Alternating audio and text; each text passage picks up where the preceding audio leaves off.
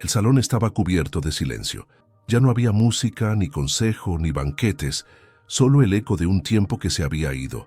Las paredes aún conservaban rastros del esplendor, con columnas talladas y lámparas colgantes bañadas en oro. Pero aquel brillo ya no impresionaba a nadie. Al fondo, en una mesa sencilla de madera oscura, un hombre anciano inclinaba su espalda, escribiendo con manos que alguna vez sostuvieron el destino de un reino. No estaba sentado en su trono. Ese asiento, alto y majestuoso, tallado en marfil y custodiado por leones dorados, permanecía vacío, como si ya no le perteneciera. El anciano murmuraba palabras que nadie entendía. Frente a él, un pergamino manchado de tinta contenía confesiones que no serían leídas por príncipes ni escribas.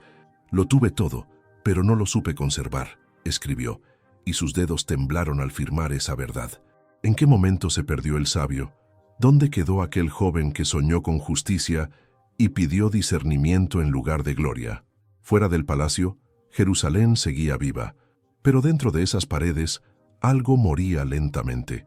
No el cuerpo del rey, sino su conciencia.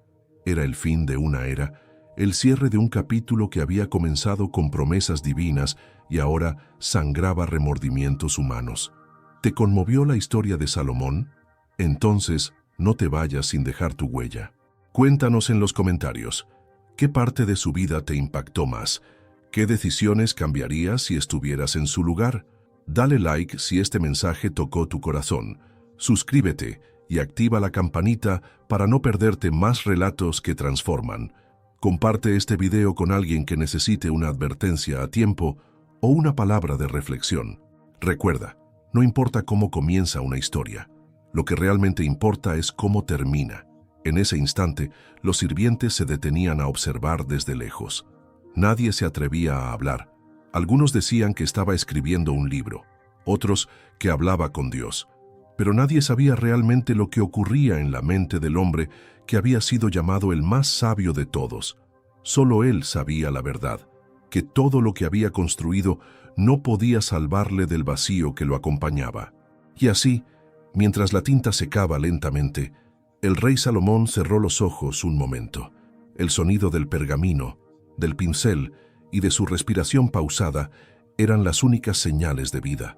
Lo que nadie sabía era que ese día no solo sería el último de su reinado, sería el día en que por fin se enfrentaría a todo lo que había ignorado. No era el mayor, tampoco el más fuerte, y para muchos no era el más preparado.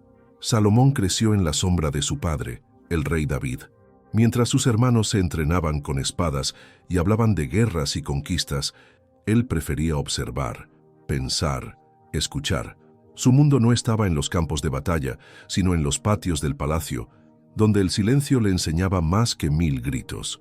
Un día cualquiera, cuando el sol apenas tocaba las torres de Jerusalén, un mensajero llegó con palabras que cambiarían su vida para siempre. No traía armas ni amenazas, solo una instrucción directa. El profeta Natán quiere verte. Es urgente. Salomón no sabía por qué. No había hecho nada extraordinario. Apenas comenzaba a entender su lugar en la familia, pero obedeció. Al entrar en la sala donde lo esperaban Natán, su madre Betsabé y el propio rey David, notó un aire extraño, como si todos hubieran envejecido de repente. Entonces escuchó las palabras que jamás imaginó. «Tú serás el próximo rey de Israel». El joven se quedó en silencio. ¿Él? ¿Y sus hermanos mayores? ¿Y los generales con experiencia? ¿Y los sabios del reino? Nadie lo consultó. Nadie lo preparó. Fue un llamado repentino, inesperado. Pero no dudó. No hubo celebración, solo una sensación pesada, como si algo mucho más grande que él lo envolviera. En su interior, una pregunta comenzó a repetirse. ¿Por qué yo?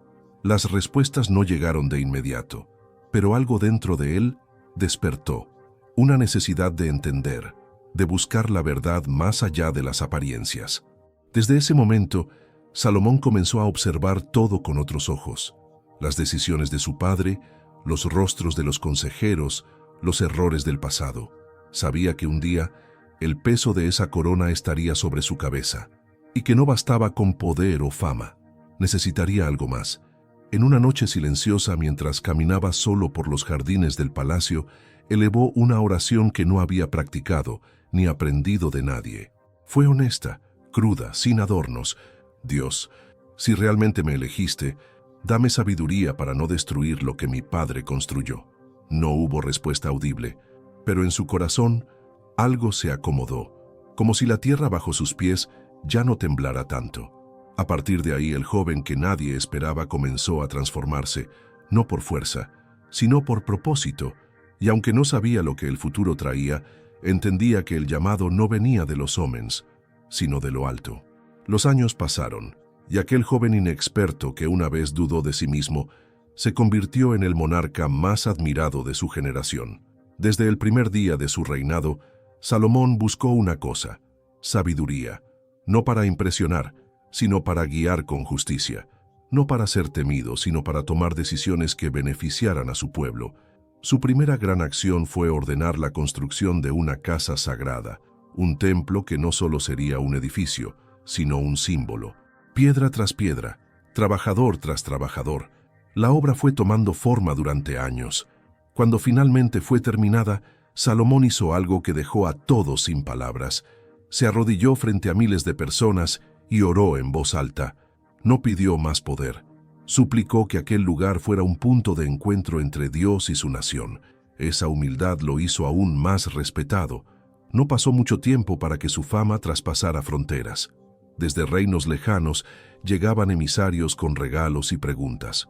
Querían conocer al hombre que resolvía disputas imposibles, al líder que gobernaba con equilibrio, al pensador que hablaba con claridad sobre la vida, la muerte y el alma. Uno de los relatos más conocidos fue el juicio entre dos mujeres que afirmaban ser madre de un mismo niño. Salomón no gritó ni se alteró. Hizo una propuesta impactante: dividir al bebé en dos. La reacción de una de ellas reveló la verdad. No fue solo una decisión inteligente, fue una muestra de profundo entendimiento del corazón humano. Ese día, la gente no solo vio a un rey, vio a alguien diferente. Su conocimiento se expandía constantemente. Escribía reflexiones, observaba la naturaleza, analizaba el comportamiento de las personas, creó proverbios, compuso canciones y compartía consejos que hoy aún se repiten. Los tesoros comenzaron a llegar en abundancia: oro, plata, madera de lujo, especias raras, piedras preciosas. Salomón no buscaba riqueza, mas la viña a TL. Sus barcos viajaban por mares distantes y cada año traían más bienes, más novedades, más sorpresas. Su palacio se volvió un lugar donde lo imposible parecía cotidiano, pero quizás ningún visitante fue tan emblemático como una reina poderosa del sur, que escuchó rumores sobre su sabiduría, cruzó desiertos y montañas, solo para comprobar si lo que decían era real. Cuando lo escuchó hablar, cuando vio cómo vivía su pueblo, cuando notó el orden, la paz y el esplendor, quedó sin palabras. «Ni la mitad me contaron», confesó. «Tu sabiduría y tu bienestar superan todo lo que escuché». Aquella visita marcó un momento importante. Mostró que el impacto de Salomón no era solo local. Su influencia alcanzaba culturas, mentalidades y creencias más allá de su tierra natal. A pesar de todo ese reconocimiento, Salomón no olvidaba de dónde había salido. En sus discursos, muchas veces recordaba el pacto con Dios, hablaba de su padre David y destacaba la importancia de mantener el corazón enfocado en lo correcto. Israel vivía su época dorada. Las ciudades prosperaban, las rutas comerciales eran seguras, los enemigos respetaban las fronteras y el pueblo se sentía orgulloso de su líder. Era, sin dudas, un tiempo de luz. Pero incluso en los días más brillantes, las sombras pueden comenzar a formarse. A veces el mayor peligro no viene de afuera, sino de dentro. Lo que nadie sabía era que, mientras todos celebraban, algo empezaba a cambiar en el corazón del rey. Antes de que las murallas del templo comenzaran a levantarse, ya había un diseño oculto trazado en el corazón de Salomón. No era simplemente una estructura, no era solo piedra, oro ni medidas precisas. Para él, aquel proyecto era algo más profundo, una respuesta. Desde joven, había escuchado los relatos de su padre sobre el arca, sobre la nube que descendía en el desierto, sobre una presencia que hablaba entre truenos. David Soñó con construir un lugar donde el Eterno habitara de forma permanente entre su pueblo, pero no pudo hacerlo. Aquel privilegio fue reservado para otro. Cuando Salomón entendió que esa responsabilidad recaía sobre sus hombros, no la vio como una oportunidad de poder, sino como una carga sagrada. La planificación tomó años. No quería errores. Cada piedra debía estar donde correspondía. Cada columna, cada puerta, cada vaso del santuario tenía que reflejar algo más grande que el ojo humano pudiera captar. Mandó traer materiales desde tierras lejanas, cedros de las montañas, piedras cortadas con precisión, metales valiosos purificados por artesanos expertos. No escatimó en nada, pero, a pesar de la perfección técnica, algo le inquietaba. Una noche, mientras paseaba solo por el patio interior del palacio, se detuvo frente al cielo estrellado. Allí, en silencio, murmuró: ¿y si Dios no desea un edificio, sino un corazón? Ese pensamiento quedó grabado en su mente. Los trabajos avanzaban a gran velocidad. Los obreros se turnaban día y noche. El país entero estaba pendiente de cada fase.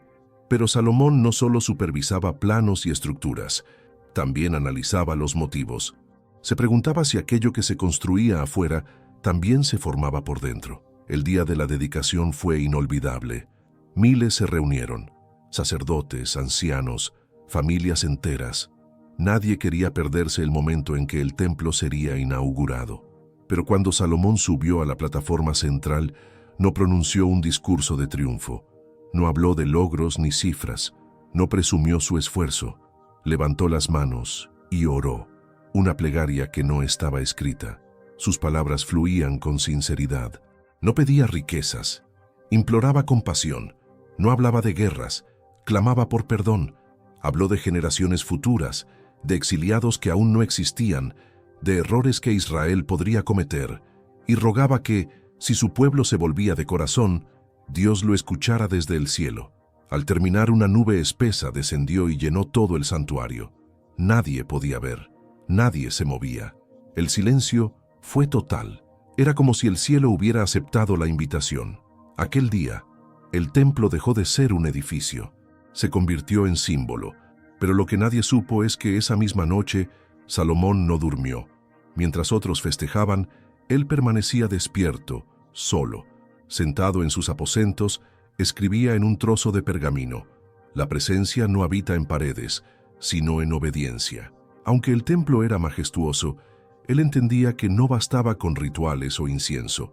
Lo invisible era más importante que lo visible. Desde entonces, comenzó a meditar más. Se alejaba a menudo de las reuniones para reflexionar. Caminaba entre los pasillos del santuario vacío, escuchando el eco de sus propios pasos. Observaba los detalles, pero buscaba señales.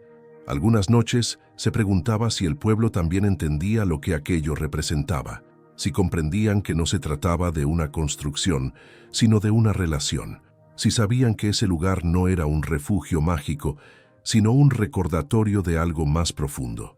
Sin embargo, el tiempo pasó, y con él, la percepción de muchos cambió. Lo que antes era sagrado comenzó a parecer rutina. Las ceremonias se volvieron previsibles, las palabras repetidas perdían fuerza. Algunos acudían por tradición, no por convicción. Salomón notaba eso, y aunque no lo decía, lo sentía.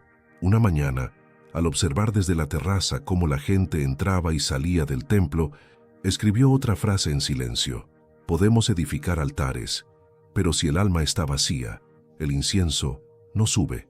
Ese pensamiento marcó una transición invisible en su interior. Aquel templo, que había sido el mayor logro de su reinado, comenzó a parecerle incompleto, no por su diseño, sino por el corazón humano.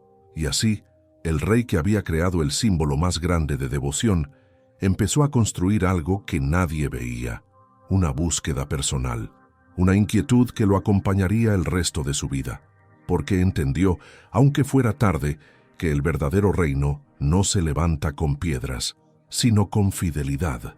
Mientras el templo resplandecía en Jerusalén y las calles se llenaban de voces de celebración, el eco del nombre de Salomón comenzaba a cruzar montañas, desiertos y océanos. No pasaba mucho tiempo sin que un viajero contara en alguna ciudad extranjera sobre un rey que no solo tenía riquezas incalculables, sino también un entendimiento que superaba generaciones. En los palacios de reinos lejanos, su figura se volvía leyenda. Un hombre que sabía leer la intención de un rostro antes de que hablara, que podía resolver disputas complejas con pocas palabras, que gobernaba sin levantar la voz y al que los pueblos servían con alegría. Su fama se extendía sin límites. Reyes y líderes de todo tipo comenzaron a enviar regalos, metales preciosos, especias raras, animales nunca antes vistos. No era solo respeto diplomático, era un reconocimiento silencioso de que algo único estaba ocurriendo en Israel. Pero entre todos esos visitantes hubo una figura que sobresalió, una reina poderosa del lejano sur. Había escuchado historias tan sorprendentes sobre Salomón que decidió verificar por sí misma si eran ciertas. Su caravana era impresionante. Cientos de sirvientes, camellos cargados de tesoros, cofres llenos de incienso y gemas. No venía en son de guerra ni por alianza. Venía con preguntas.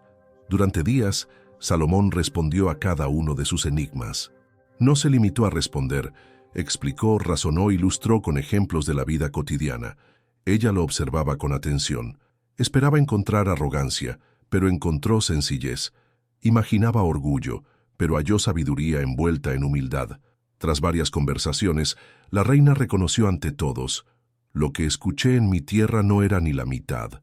Tus palabras, tu manera de gobernar, la felicidad de tu pueblo, tu fe, todo supera lo que jamás imaginé. No era adulación, era admiración verdadera.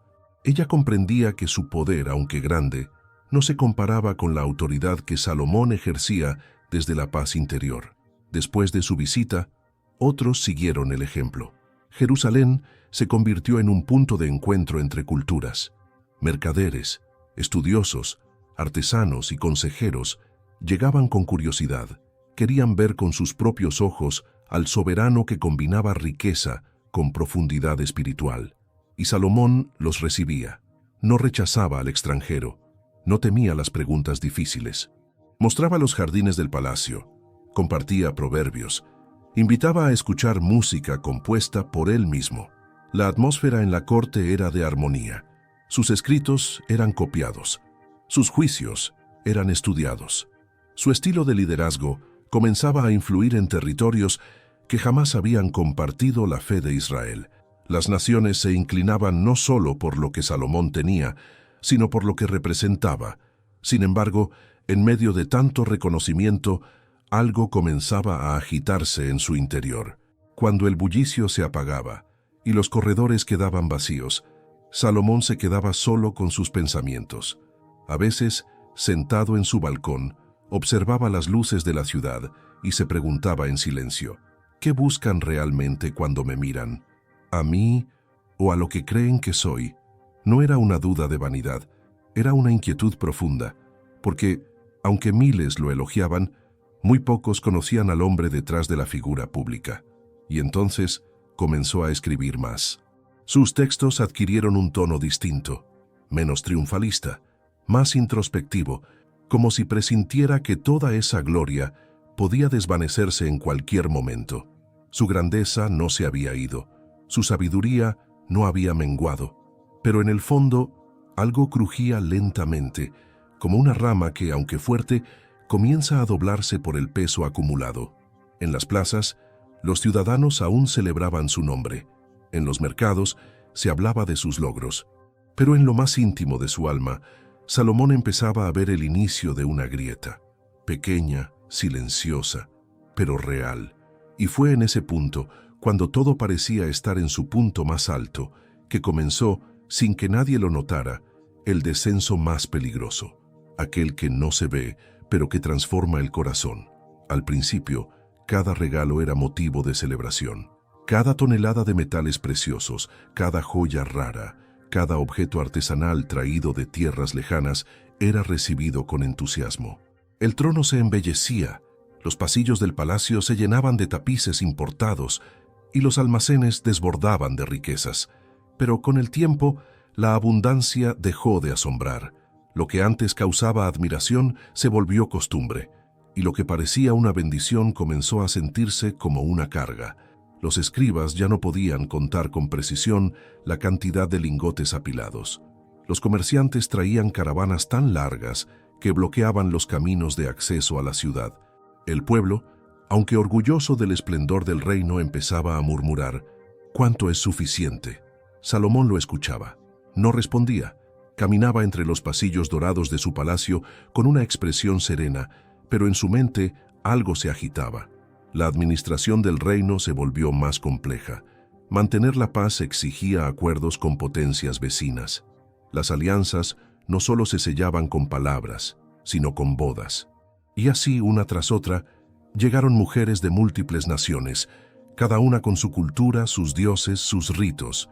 Al principio parecía diplomacia, era estratégico, fortalecía los lazos, evitaba conflictos, pero lentamente el corazón del rey fue cediendo, no de golpe, sino en pequeños gestos. Una petición aquí, un permiso allá, una concesión más. Altares menores fueron construidos en colinas cercanas, no para el Dios de Israel, sino para divinidades extranjeras. Lugares discretos, lejos del templo, pero dentro de las fronteras del reino. Salomón justificaba estas decisiones como gestos de tolerancia. Decía a sí mismo: la paz se construye con comprensión, pero en lo profundo sabía que cruzaba límites que antes jamás habría considerado. Las voces en su interior empezaron a callarse. Aquellas que lo guiaban en su juventud ahora se confundían con el ruido de sus propios razonamientos. Su discernimiento ya no era tan claro, sus prioridades más dispersas. El palacio, aunque majestuoso, comenzó a parecerle vacío.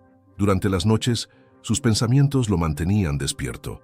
Recordaba los días en que la nube descendió sobre el templo. Pensaba en la oración que pronunció ante el pueblo, en las promesas hechas, en la fe que movía sus acciones. Ahora, sin embargo, sentía que algo se había desplazado. Escribía, pero sus textos eran menos luminosos. Observaba, pero ya no comprendía con la misma claridad. Escuchaba, pero no encontraba respuestas. Algo dentro de él se había debilitado y no sabía cuándo comenzó. En una ocasión, al pasar por uno de los nuevos santuarios, observó a un grupo pequeño encendiendo incienso a una figura extranjera. No dijo nada, no detuvo la ceremonia, solo miró y siguió caminando, no porque aprobara, sino porque ya no se sentía con fuerzas para intervenir. El oro seguía llegando, las ofrendas, las visitas diplomáticas, los regalos, pero su corazón ya no celebraba. El peso de mantener esa imagen perfecta se volvía insoportable.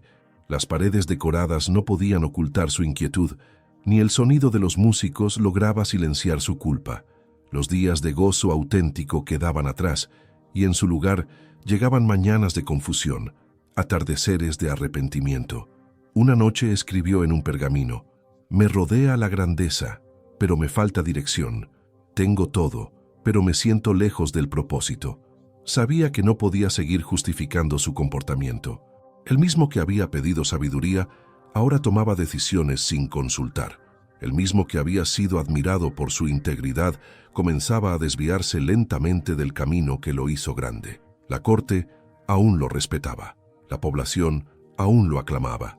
Pero Dios, ¿aún estaba con él? Esa pregunta lo perseguía. Intentó buscar respuestas. Consultó a sacerdotes. Ayunó por días. Pero el silencio era su única respuesta. Comenzó a notar que su entorno también cambiaba. Algunos consejeros antiguos se retiraban. Nuevos rostros aparecían, más ambiciosos, menos devotos. Los intereses personales se infiltraban en las decisiones del reino. La unidad que una vez lo caracterizó comenzaba a fragmentarse, y mientras tanto, Salomón seguía acumulando oro, mujeres, proyectos, pero nada de eso llenaba el vacío que crecía dentro de él.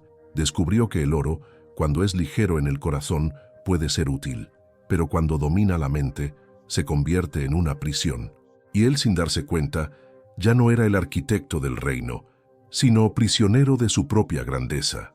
Durante años, Salomón fue conocido como el hombre que hablaba con Dios. Había experimentado visiones, sueños reveladores, respuestas claras. En 2 ocasiones el Altísimo le había hablado directamente.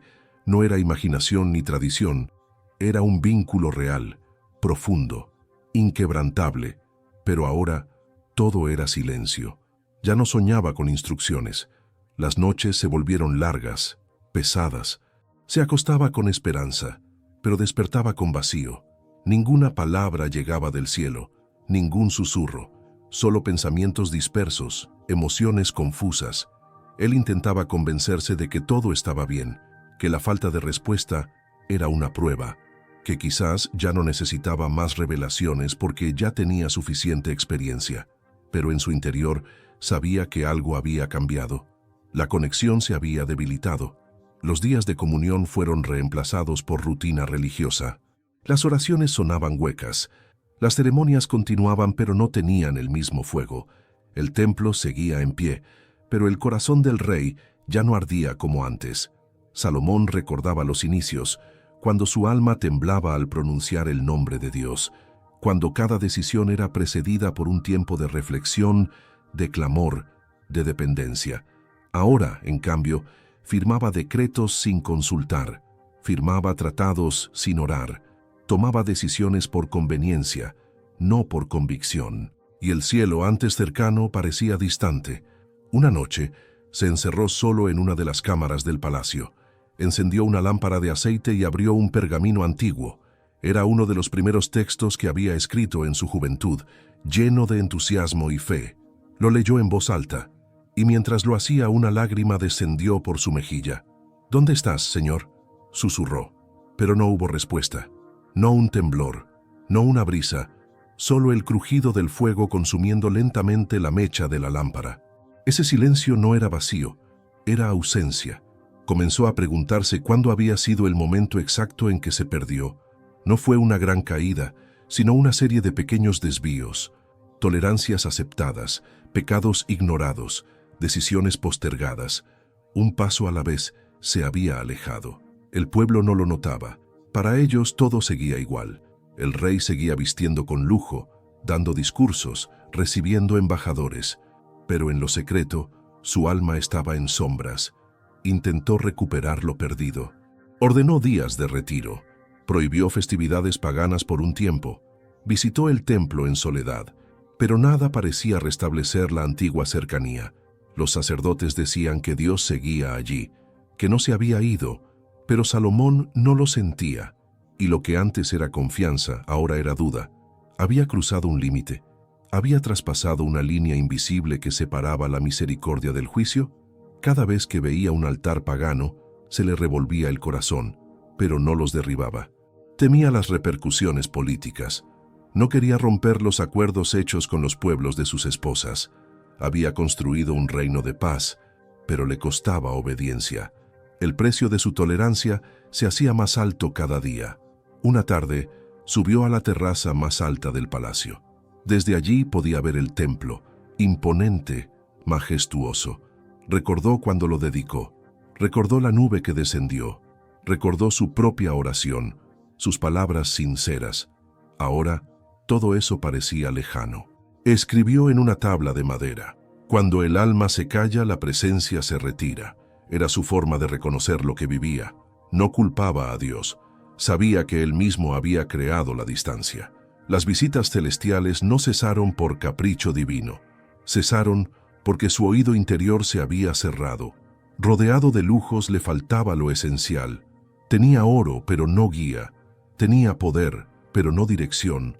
Tenía respeto, pero no paz. Las noches se volvían más frías.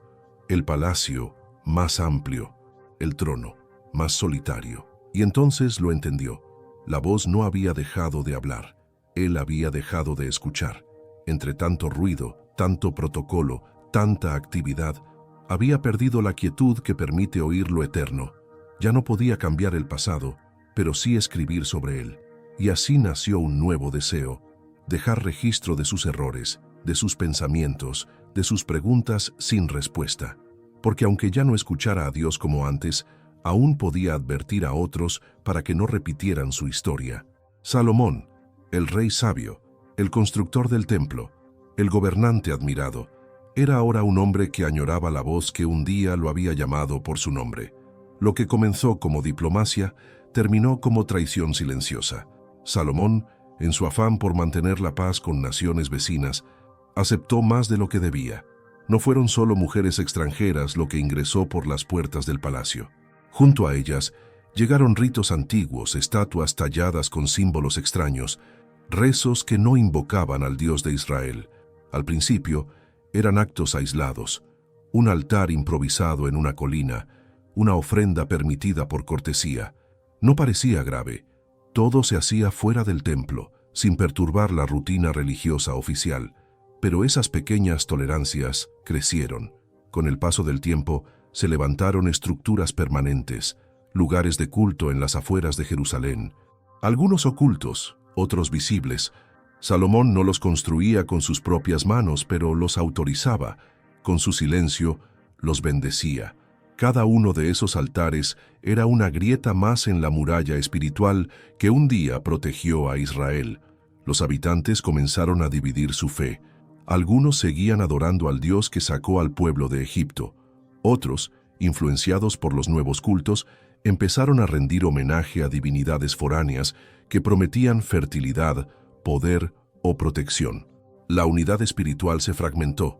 Salomón, que una vez centralizó la adoración en el templo sagrado, ahora permitía que el incienso se elevara en múltiples direcciones, como si todos los caminos fueran válidos, como si ya no existiera una verdad exclusiva.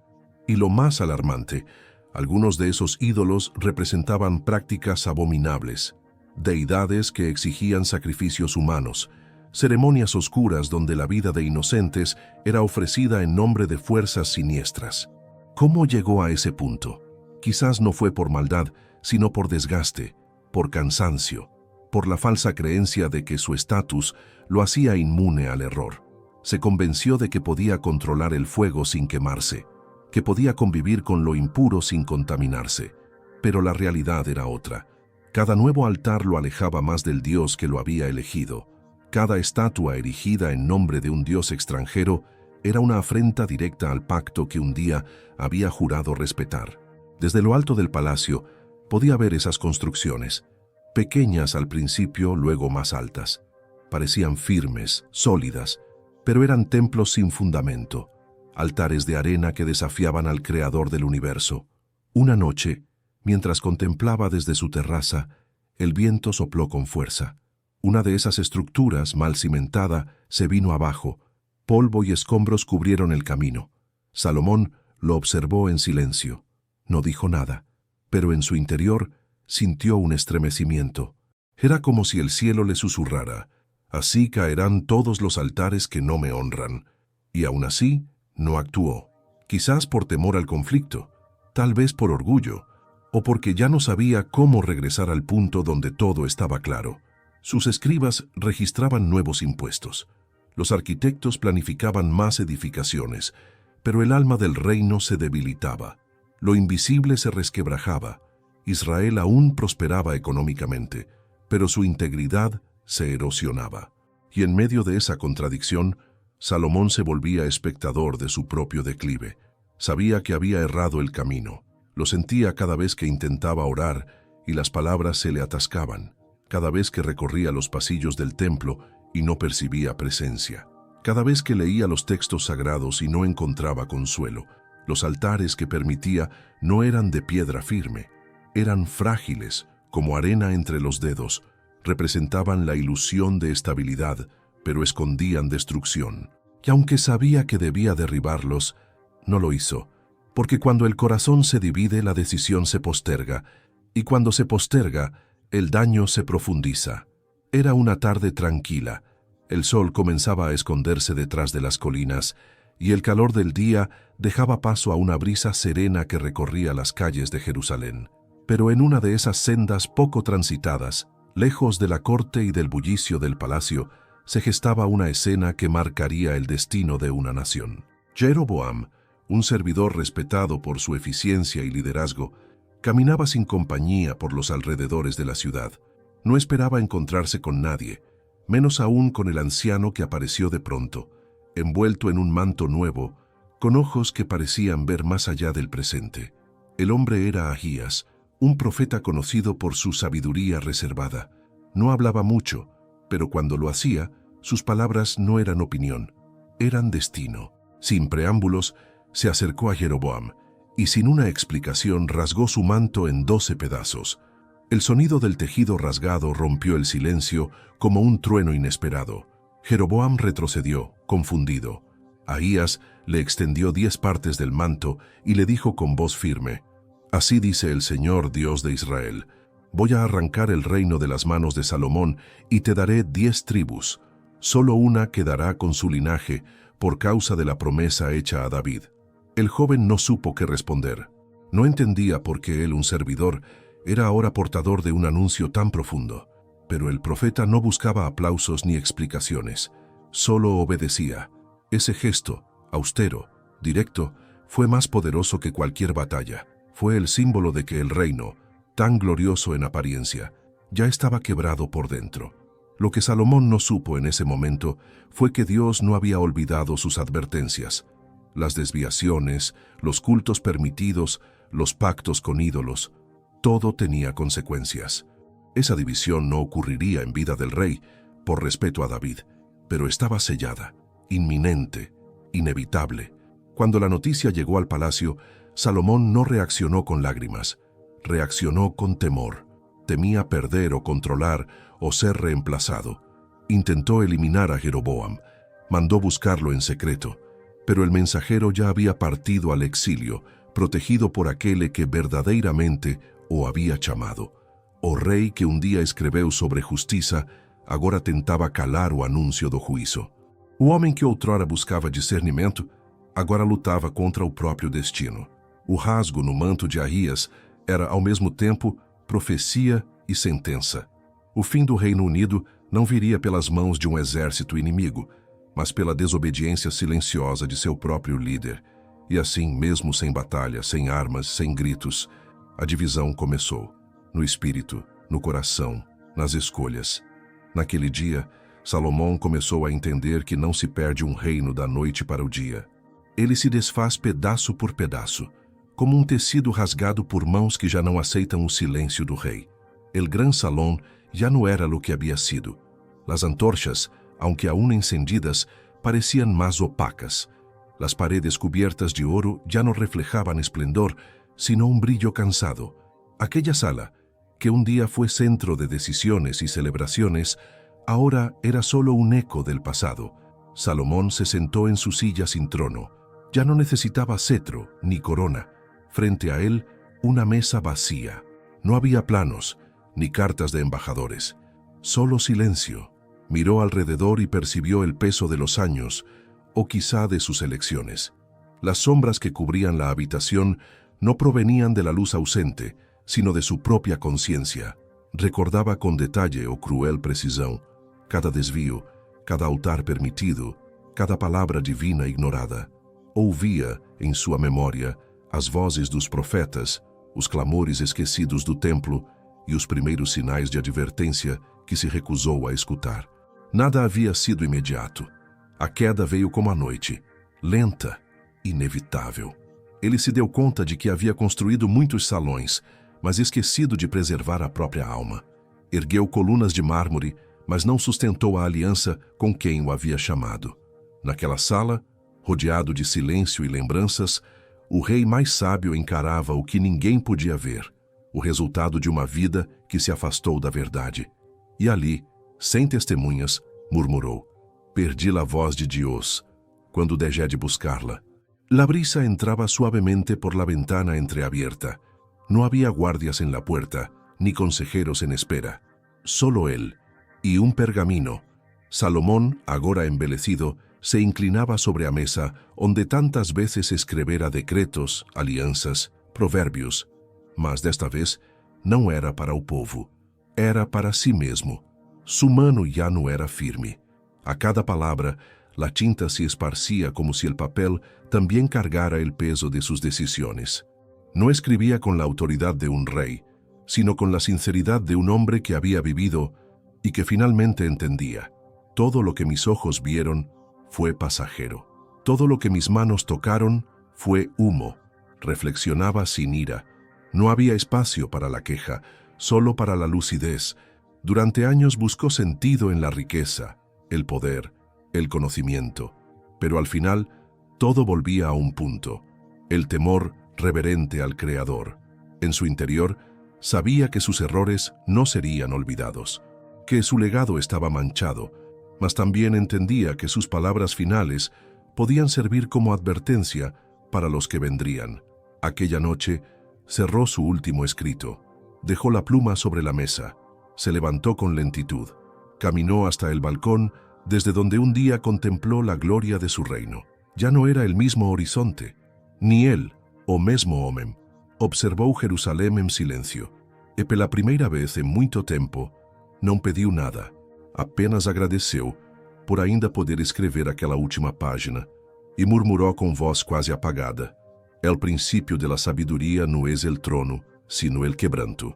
Com essas palavras, o homem que começou coroado terminou de joelhos, não diante do povo, mas diante da verdade,